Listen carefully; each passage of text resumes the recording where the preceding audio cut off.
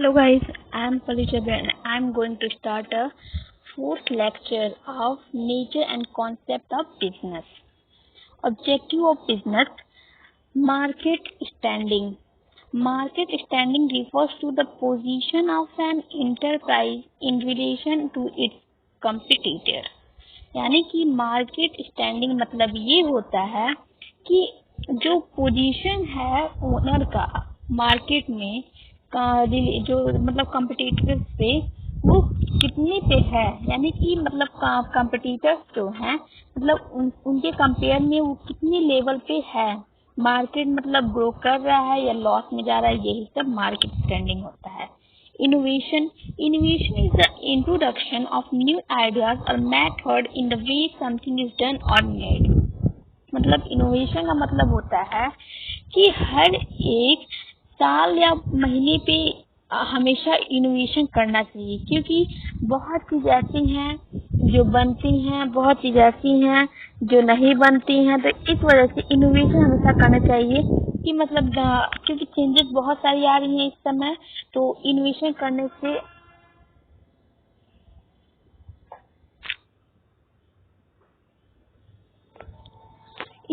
करने से आपकी मतलब चीजों में कुछ चेंजेस आएंगे, जिसे कंज्यूमर क्या लाइक कर रहे हैं क्या नहीं कर रहे हैं, तो उसमें भी इनोवेशन करना चाहिए. Productivity is ascertained by comparing the value of output with the value of input. Productivity होता है कि कंपेयर करके कि आउटपुट और इनपुट में क्या चेंजेस करने हैं, तो वो सब प्रोडक्टिविटी पे देखा जाता है. Physical and financial resources. Any business requires physical resources. कोई भी बिजनेस हो उसमें रिक्वायर होता है physical resources like plant, machines, offices and financial resources, so that funds to be able to produce and supply goods and services to its customer. जो funds होता है यानी कि जो पैसा होता है वो प्रोवाइड करवाता है गुड्स और services. Without funds you can't do any business. तो जब बिना पैसे से आप किसी बिजनेस को नहीं कर सकते हैं, तो बिजनेस में पैसा बहुत ही जरूरी होता है. जिस लेवल पे आप लोग अगर बिजनेस कर रहे हैं, चाहे वो स्मॉल अमाउंट में हो या फिर लार्ज क्वांटिटीज में हो. हाँ, लार्ज पे रहेगा तो बिजनेस बड़ा रहेगा, छोटे लेवल पे रहेगा तो बिजनेस छोटा रहेगा. तो वो डिपेंड करता है कि आपका बिजनेस कैसा है, तो उसी लेवल पे आपका होता है. ठीक है. उसके बाद से आप business require physical resources like plant. देख लीजिए. हाँ, earning profit. One of the objective of business is to earn profit on the capital employed. देखिए, बिजनेस में सबसे ज्यादा जरूरी ये होती है कि बिजनेस में मेन ऑब्जेक्टिव यही होता है कि अर्निंग प्रॉफिट. अगर लॉस में जाते हैं तो आपकी बिजनेस जो है वो सर्वाइव लॉन्ग टाइम तक नहीं कर पाएंगी, लेकिन अगर वही बिजनेस अगर प्रॉफिट में जाती है तो वो लॉन्ग टाइम तक सर्वाइव कर सकती हैं. और बिजनेस में अगर प्रॉफिट होता है तो एम्प्लॉयड का भी कुछ फायदा होता है. लेकिन ये जरूरी नहीं है कि हर बिजनेस में एम्प्लॉय मतलब हो. उसमें जैसे मान लीजिए कोई ग्रोसरी का खोलता है तो उसमें तो घर के लोग रहते हैं, एम्प्लॉयमेंट की कोई इतनी नीड नहीं होती है.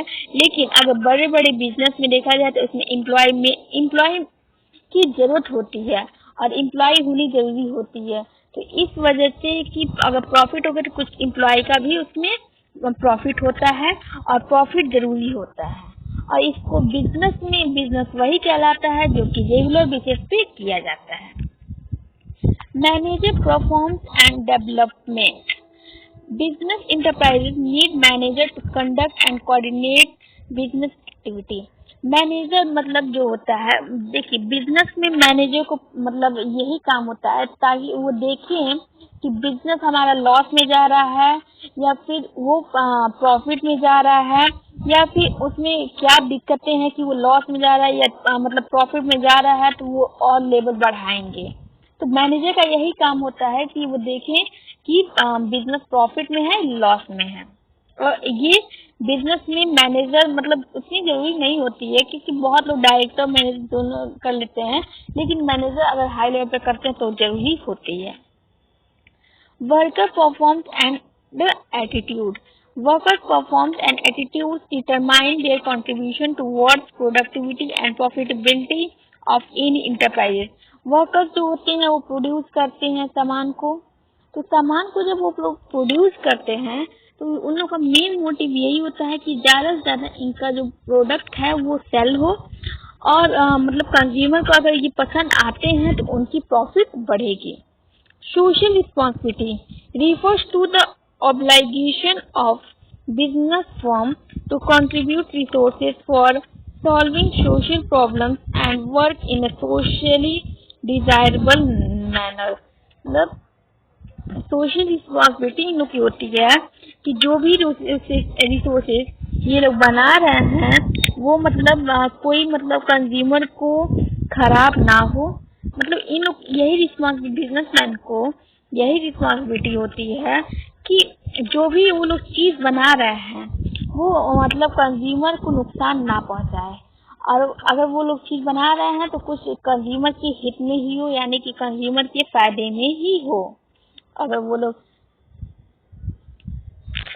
और सोशली उसको कंट्रीब्यूट करें ताकि डिजायरेबल मैनर में, हाँ, ताकि वो सोशली प्रॉब्लम जो है या तो वो सॉल्व हो सके।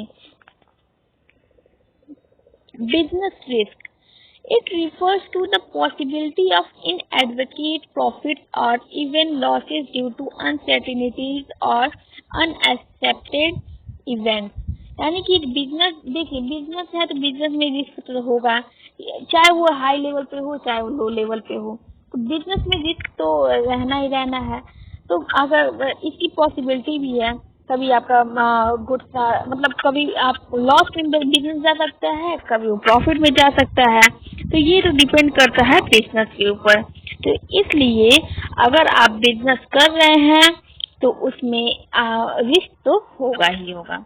Nature of business risk, business risk arise due to uncertainties. Business risk जो है वो अराइज होता है कुछ अनसर्टेनिटीज से, जैसे कि बिजनेस में आप लोग किसी चीज पे ध्यान नहीं दिए और लॉस हो रहा है तो उसमें आप लोग का नुकसान हो सकता है। उसके बाद से आता है risk is an essential part of every business, और रिस्क जो है बहुत ही इसेंशियल पार्ट होता है। Without risk you can't do any business, क्योंकि बिजनेस में रिस्क होना जरूरी है, जरूरी नहीं मतलब जरूरी है, क्योंकि वो बिजनेस में अगर बिजनेस आप लोग कर रहे हैं तो उसमें रिस्क होगा ही होगा। Degree of risk depends mainly upon the nature and size of business, और डिग्री मतलब रिस्क जो है वो नेचर और साइज पे डिपेंड करता है कि बिजनेस में मेनली मतलब बिजनेस छोटा रहेगा छोटा रिस्क रहेगा, बड़ा रहेगा तो बड़ा रिस्क में रहेगा। Profit is the reward for risk taking, और प्रॉफिट जो है एक रिवॉर्ड है for risk taking. Cause of business risk, natural causes, human beings have little control over natural calamities like flood, earthquake, lightning, etc।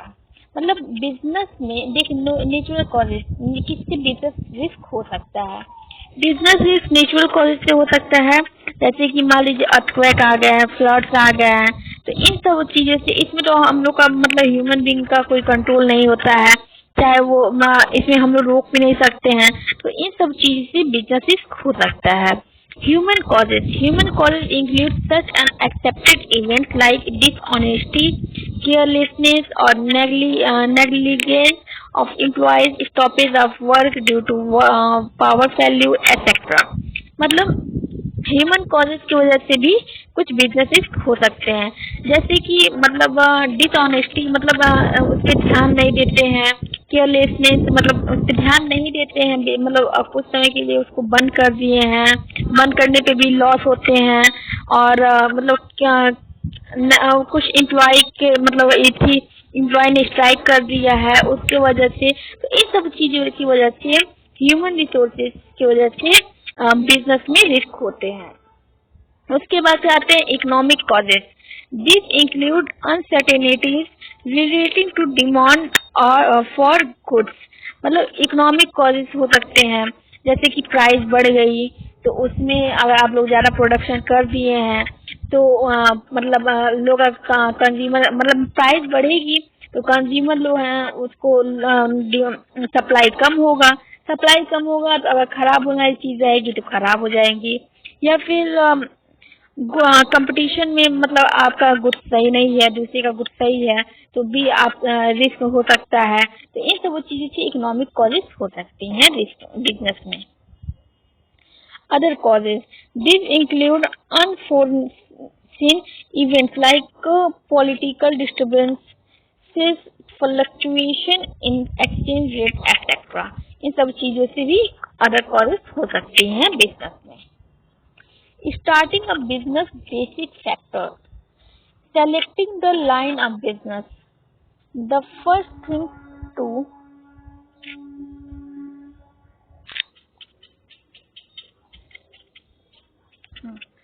starting a business basic factors. Selecting the line of business. The first thing to be decided by the entrepreneur is the line and type of business to be undertaken.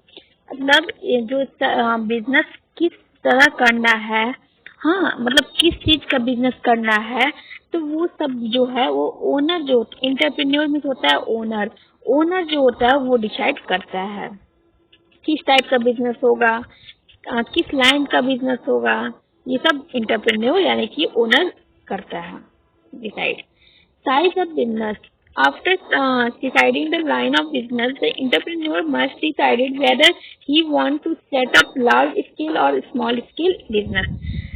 देखिए size of business वो होता है जिसमें जो entrepreneur यानी कि owner जो होता है वो सेटअप करता है, मतलब जब लाइन ऑफ बिजनेस वो सेटअप कर लेता है तब वो चूज करता है कि मतलब जो बिजनेस रहेगा वो हाई लेवल पे रहेगा या लो लेवल यानी कि स्मॉल स्केल पे रहेगा या लार्ज स्केल पे। तो क्वांटिटी कौन सी रहेंगी, लार्ज या स्मॉल, तो वो मतलब साइज ओनर जो होता है वही चूज करता है।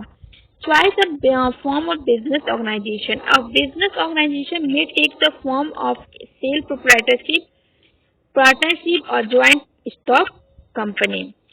देखिए जो ओनर होता है उसकी यही चॉइस होती है कि मतलब वो ये भी कर सकता है कि या तो उस बिजनेस को वो पार्टनरशिप में यूज करे या फिर उस बिजनेस को वो सोल प्रोप्राइटर जो कि प्राइवेट कंपनी होती हैं उसमें यूज मतलब उसके द्वारा वो मतलब कंबाइन करके करे, या फिर ज्वाइंट स्टॉक कंपनी जो कि गवर्नमेंट और प्राइवेट दोनों सेक्टर इन्वॉल्व रहते हैं उस तरह वो पार्टनरशिप करे या फिर अकेले करे, सोल ट्रेड की तरह करे। Location of business enterprise. The entrepreneur has to decide the place where the enterprises will be located. देखिए जो एंटरप्रेन्योर यानी कि जो ओनर होता है वो डिसाइड करता है कि किस जगह वो अपना बिजनेस खड़ा करेगा यानी खोलेगा।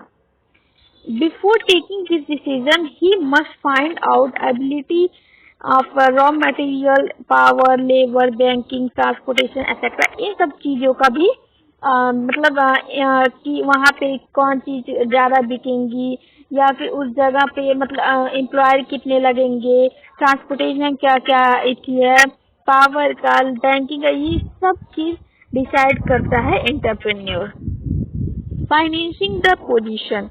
It is concerned with providing the necessary capital for starting as well as for continuing the purpose business. देखिए इसमें भी जो फाइनेंसिंग प्रोपोजिशन है इसमें यही बताया गया है कि मतलब जो एंटरप्रेन्योर है वो कितना मतलब फाइनेंस तो जरूरी है तो वो कैपिटल स्टार्टिंग में कितना लगाता है, कब तक वो कंटिन्यू करना चाहता है, ये सब एंटरप्रेन्योर पे डिपेंड करता है। Physical facilities. Ability of physical facility including machines and equipment, building and supportive services is an important factor to be considered at the start of the business. अब देखिए फिजिकल फैसिलिटी की मतलब किस चीज का होगा, इक्विपमेंट क्या होगा, बिल्डिंग की, मशीन की, ये सब चीज इंटरप्रेन्योर करते हैं। प्लांट लॉयड यानी कि किस चीज की, प्लांट में होती है मशीन, तो जिस चीज का उनका सामान रहेगा उस चीज की मशीन आएगी। The entrepreneur should draw Lloyd plan showing the arrangement of this physical facilities. वो मतलब अरेंज करते हैं कि मतलब प्लांट में मशीन होता है कि मतलब जिस चीज की सामान अगर शुगर मिल की हो रही है, शुगर मिल की मशीन लगेगी तो उस चीज की मशीन वो लोग लाते हैं। एथ है competent and committed workforces. The entrepreneur must identify the requirement of skilled and unskilled workers and managerially staff to perform various activities.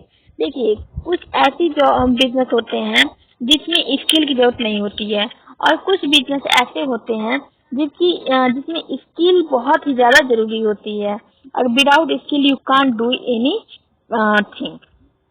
तो उसके हिसाब से इंटरप्रेन्योर जो होते हैं वो एम्प्लॉय को मतलब लाते हैं कि वो कितने स्किल हैं, या फिर अगर अनस्किल वाले बिजनेस हैं उसमें भी उसके हिसाब से वो लोग मतलब परफॉर्म करने के लिए वर्कर्स को लाते हैं।